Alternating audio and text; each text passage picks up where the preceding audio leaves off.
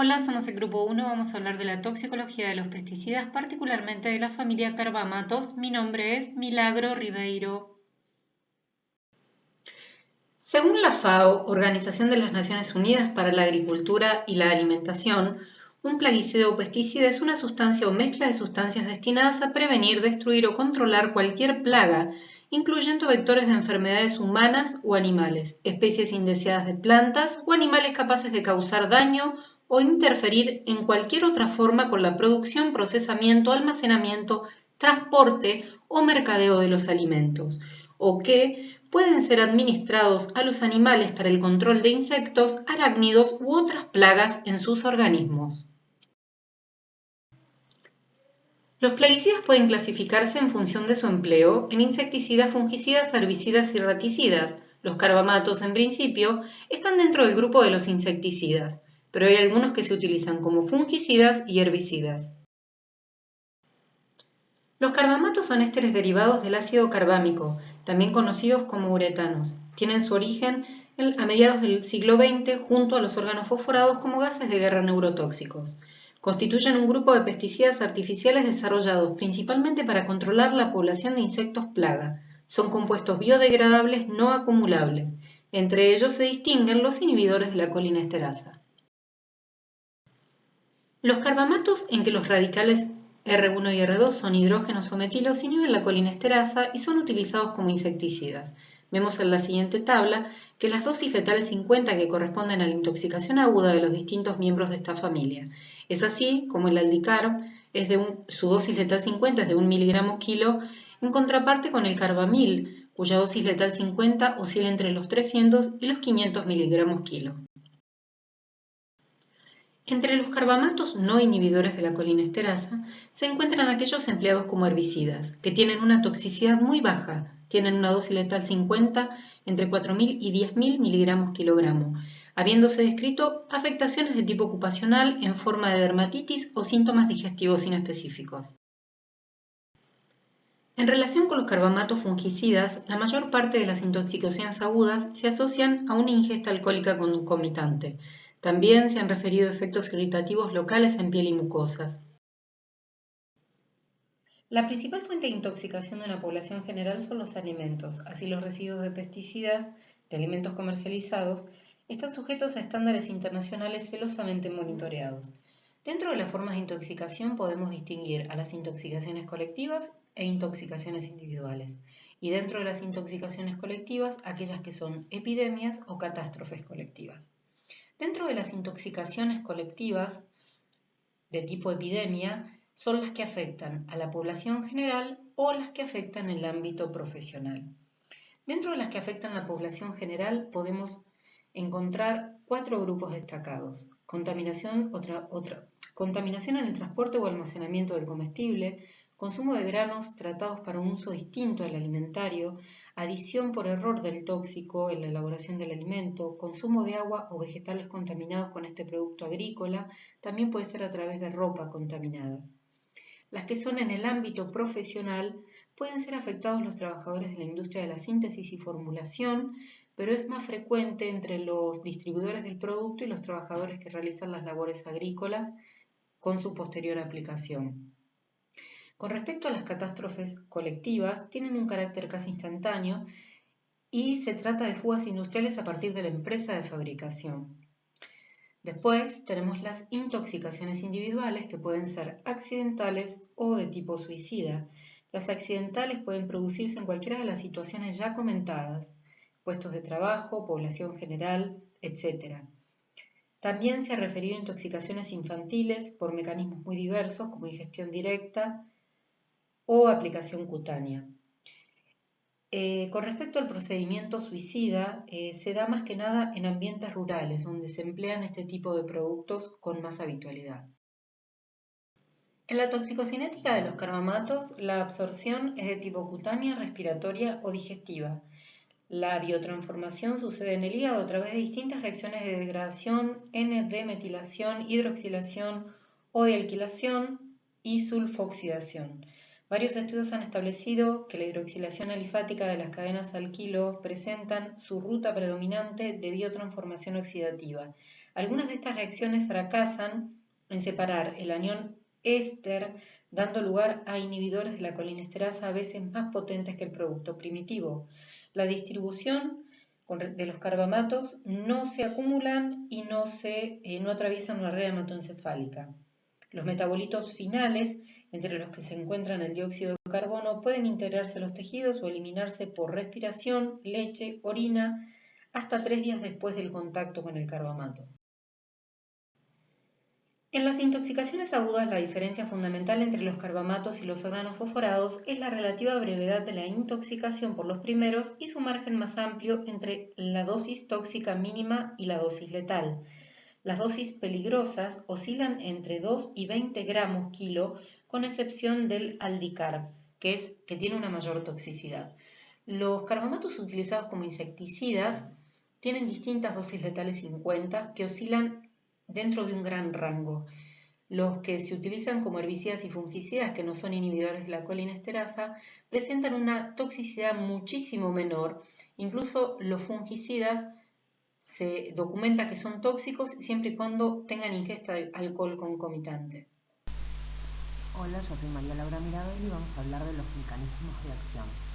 Los carbamatos son insecticidas que actúan inhibiendo la enzima acetilcolinesterasa de forma reversible por carbamilación, evitando así que la transmisión del impulso nervioso se detenga y provocando espasmos en los insectos que los lleva a la muerte. La función normal de la colinesterasa está incluida en un proceso de transmisión de señales que comienza con la entrada de calcio a la neurona presináptica por la apertura de los canales producida por la llegada del impulso nervioso. Esta entrada de calcio produce la liberación de las vesículas con acetilcolina hacia la hendidura sináptica, que se van a unir a su receptor específico en la neurona postsináptica. Este receptor consta de 5 unidades proteicas que forman un canal. 2 de las 5 unidades son idénticas y son las que se van a unir a la acetilcolina. Esta unión activa el canal y lo abre. Los iones sodio fluyen al interior de la célula, propagando así la señal. La acetilcolinesterasa es una enzima situada en la hendidura sináptica y desde allí va a hidrolizar a la acetilcolina, desde después de que haya realizado su función. La reacción catalítica es la hidrólisis de la acetilcolina hasta colina, que será reutilizada por la neurona presináptica, y acetato. La acetilcolinesterasa es una esterasa de tipo B. En el centro activo de la enzima se distinguen 2 dominios, donde residen el restoserina y el aniónico glutamato, que proporciona la carga negativa adecuada para la aproximación y orientación del sustrato con carga positiva. La acetilcolinesterasa produce la inactivación de la acetilcolina con la siguiente disminución de la transmisión del impulso nervioso. La acción es muy rápida y se estima que es capaz de hidrolizar a la molécula de acetilcolina en 1 milisegundo. En la etapa inicial de la reacción, el restoserina reacciona con la acetilcolina generándose un intermediario, acetilenzima, y la liberación de la colina. En la segunda etapa de la reacción se produce una hidrólisis de la acetilenzima, regenerándose la acetilcolinesterasa y liberando el acetato. Existen 2 tipos de acetilcolinesterasa: la colinesterasa eritrocitaria de tipo E, que se encuentra unida a las membranas de las neuronas, en las sinapsis ganglionares de la estructura neuromuscular del organismo y en los eritrocitos, y la pseudocolinesterasa o inespecífica de tipo S, soluble en casi todos los tejidos, pero en muy poca concentración en el sistema nervioso central y periférico. También es inhibida por los carbamatos, pero sin manifestaciones clínicas. Los carbamatos imitan la estructura de la acetilcolina y se unen al sitio activo de la acetilcolinesterasa, por lo que cuando estos están presentes, la molécula de carbamato se une al sitio activo de la colinesterasa y ésta se separa.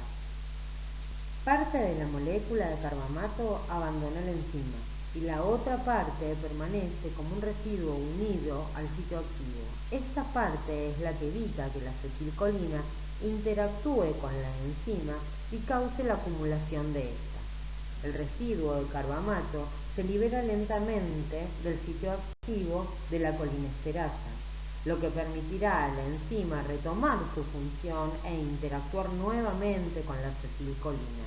De esta manera, los carbamatos compiten por el sitio de unión de la enzima con la acetilcolina, produciendo una inhibición de tipo reversible. Vemos a la acetilcolina como neurotransmisor en las vías parasimpática, simpática y somática, por lo que veremos manifestaciones que reflejen la sobreestimulación en cada una de ellas. La intoxicación aguda es consecuencia de la acumulación de acetilcolina en las terminales nerviosas que se manifiestan como una crisis colinérgica y desaparece luego de 24 horas sin dejar secuelas, ya que estos compuestos no atraviesan fácilmente la barrera hematocefálica y presentan poca estabilidad del complejo con la acetilcolinesterasa. Los casos de neurotoxicidad son muy poco frecuentes. Las manifestaciones dependen del efecto sobre los receptores de acetilcolina estimulados y se pueden agrupar en muscarínicos por estimulación parasimpática y nicotínicos desde taquicardia hasta parálisis. Buenas noches, mi nombre es Patricia Audicio y voy a empezar hablando sobre las vías de ingreso de los carbamatos al organismo. Los carbamatos pueden ingresar al organismo a través de 3 vías, la vía dérmica, la vía digestiva y la vía inhalatoria. Estos pueden causar intoxicaciones graves y hasta la muerte si se inhalan o se ingieren o si entran en contacto con la piel o los ojos. La dosis tóxica va a variar mucho de un producto a otro. Las personas que se exponen sucesivamente en un plazo de semanas o meses pueden producirse intoxicaciones graves en dosis bajas. El grado de absorción cutánea varía considerablemente de un producto a otro. Estos carbamatos van a pasar rápidamente a la sangre y se van a distribuir en los tejidos. Intoxicación aguda. Los signos y síntomas de una intoxicación aguda por insecticida carbamatos son similares a los de los órganos fosforados, difiriendo solo en la duración y en la intensidad de la toxicidad. Dependiendo de la actividad de los carbamatos, a nivel de los receptores muscarínicos o nicotínicos, los signos y los síntomas de la intoxicación aguda pueden agruparse a su vez en 3 síndromes de base colinérgica, que son el muscarínico, el nicotínico y el del sistema nervioso central. Los efectos muscarínicos van a afectar a diferentes órganos y sistemas. Por ejemplo, en el ojo, los signos y síntomas que se producen van a ser dificultad de acomodación, epífora, hiperemia conjuntival, miosis y visión borrosa. Los signos y síntomas sobre la vejiga van a ser tisuria y micción involuntaria, y sobre la membrana mucosas van a ser hiperemia y rinorrea. Los signos y síntomas sobre pulmones y bronquios son broncorrea, cianosis, disnea, dolor torácico, broncoconstricción y tos. Los signos y síntomas sobre el tracto gastrointestinal van a ser anorexia, cólicos, incontinencia fecal, diarrea, vómitos, náuseas, cialorreas y tenesmo. Los signos y síntomas sobre corazón y vasos son bloqueo cardíaco, bradicardia, arritmias e hipotensión. Los signos y síntomas sobre la piel va a ser la diaforesis y sobre las glándulas exócrinas van a ser hipersecreción y sudoración. Los efectos nicotínicos en la intoxicación aguda por carbamatos va a afectar la sinapsis ganglionar, que va a producir cefalea, hipertensión pasajera, mareos, palidez y taquicardia. Los signos y síntomas sobre el músculo esquelético son calambres, debilidad generalizada, incluyendo el músculo respiratorio, fasciculaciones, mialgia y parálisis flácida. Los signos y síntomas sobre el sistema nervioso central son ansiedad, irritabilidad, ataxia, signo de Babinski positivo, confusión mental y convulsiones, depresión, cefalea, somnolencia y coma.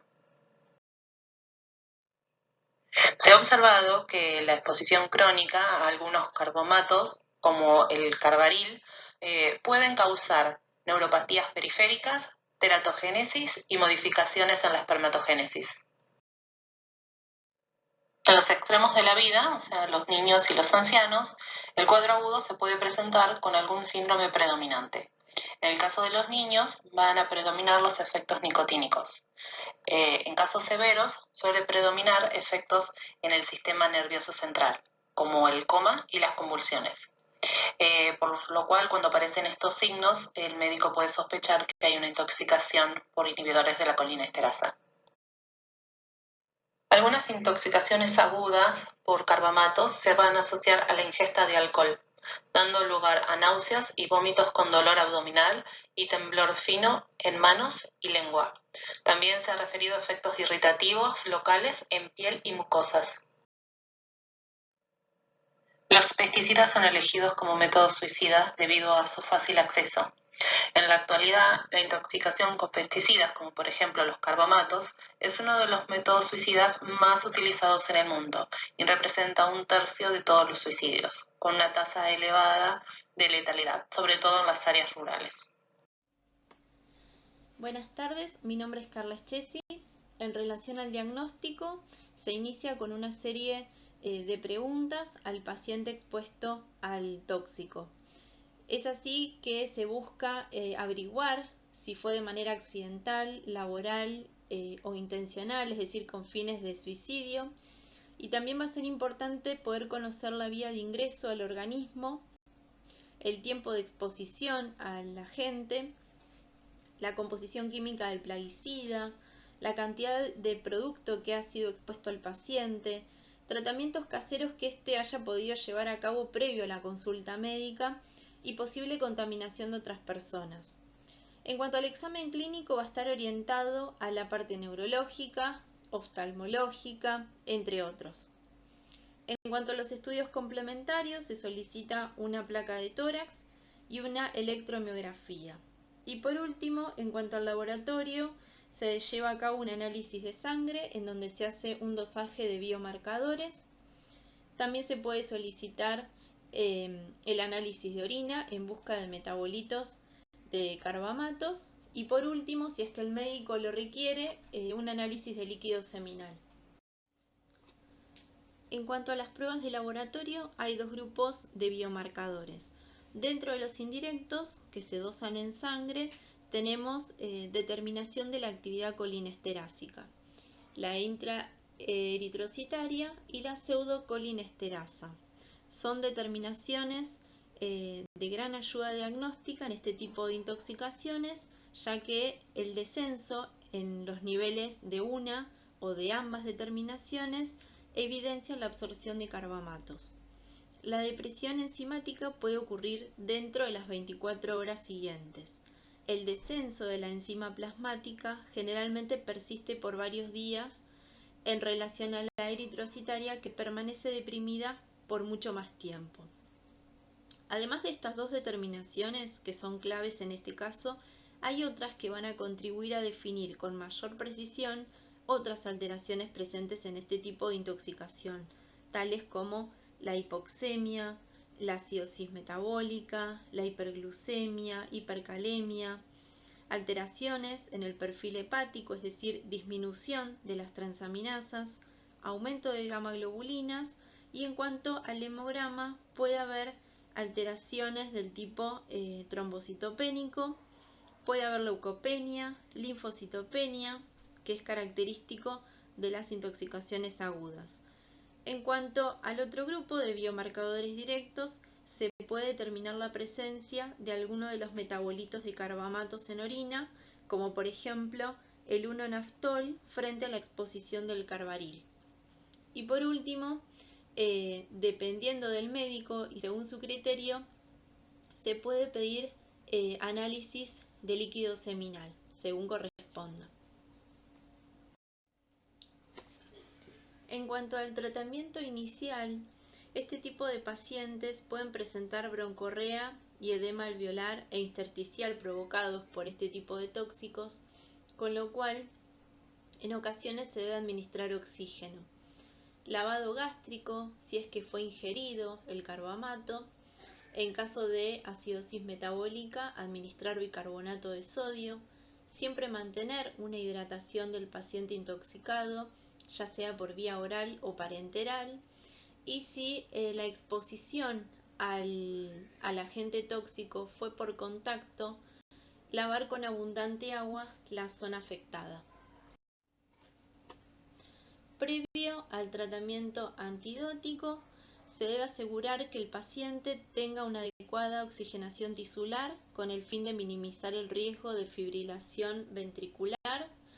El antídoto elegido en este tipo de intoxicaciones por carbamatos es la atropina, que busca antagonizar los efectos producidos por la excesiva concentración de la acetilcolina en el organismo.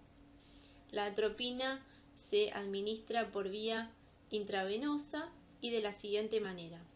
En el caso de adultos y niños mayores de 12 años, entre 1 y 3 miligramos dosis, niños menores de 12 años, entre 0,01 y 0,05 miligramos por kilo, y la dosis debe aplicarse cada 5 a 10 minutos hasta obtener la atropinización, es decir, la presencia de rubor facial en el paciente, sequedad de las mucosas, taquicardia. En los casos severos se permite hasta 3 miligramos de atropina y en los casos leves a moderados 1 miligramo de dosis, que también debe repetirse cada 5 a 10 minutos. En todos los casos, las dosis se van a ir disminuyendo en forma progresiva, alejando el tiempo de administración de la dosis, al tiempo que también se van a vigilar que no aparezcan nuevas manifestaciones clínicas de intoxicación. Entonces, en cuyo caso debe reiniciarse la dosis previa de atropina indicada.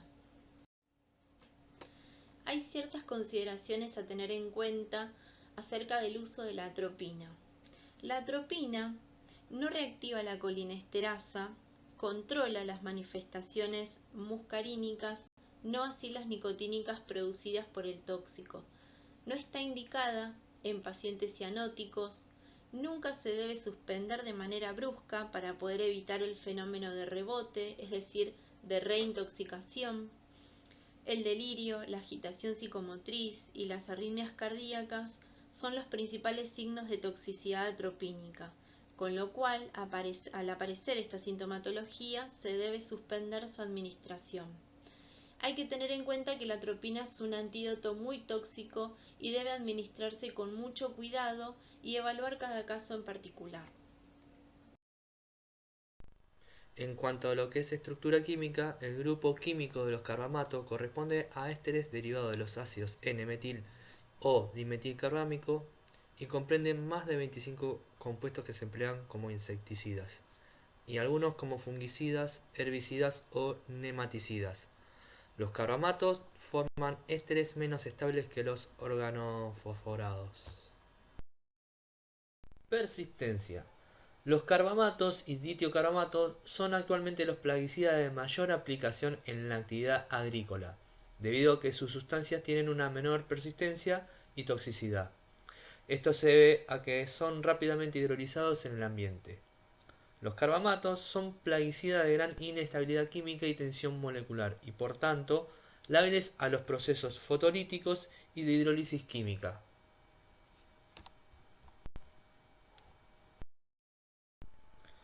Métodos de aplicación de los carbamatos. Las formas más comunes de aplicación de estos carbamatos son las siguientes: fumigación, espolvoreos, nebulizaciones e inyección. En lo que es fumigación, es la aplicación de un gas, comúnmente llamado también humo. Tiene una ventaja de contar con un espectro de control que incluye insectos, hongos, malezas, pero la desventaja es su alta toxicidad para el hombre. Lo que es espolvoreo es la aplicación de productos en forma de polvo y no tiene un uso muy extensivo en lo que es agricultura. De las nebulizaciones consiste en una generación de gotas muy pequeñas para que se queden suspendidas en el aire. Esto se utiliza más que nada para el control de mosquitos. Y por último tenemos inyección, que es la aplicación de un líquido al suelo mediante inyectores. Para este caso se utiliza para el control de hormigas y también se puede utilizar para el control de otras ratas y bichos en general. Métodos de cuantificación. Como bien se comentó anteriormente, los carbamatos afectan al ser humano por la fosforilación de la enzima acetilcolinoesterasa en las terminaciones nerviosas del cerebro y el sistema nervioso, dando lugar a una disminución de la actividad de la enzima. El resultado es una pérdida de la acetilcolinoesterasa disponible, por lo que la terminal sináptica permanece hiperestimulada por un exceso de acetilcolina. La colinoesterasa eritrocitaria, también llamada colinoesterasa verdadera, es una enzima que hidroliza su sustrato, la acetilcolina, de forma específica. Se trata de una glicoproteína extracelular con un peso molecular de aproximadamente 80.000 Dalton. Por lo expuesto anteriormente, es de vital importancia la determinación de la colinoesterasa en caso de exposición a carbamatos. La cuantificación de la colinoesterasa eritrocitaria se realiza utilizando un método cinético espectrofotométrico modificado de Hellman, empleando el ácido 6,6-ditionicotínico, también conocido como DTNA. Según el método, la tiocolina, producto obtenido de la hidrólisis por acción de la enzima colinesterasa, reduce al DTNA, liberando ácido tionicotínico, permitiendo así la determinación de la enzima mediante el monitoreo continuo sobre el aumento de la absorbancia a 340 nanómetros, longitud de onda a la que el ácido tionicotínico presenta un máximo de absorbancia.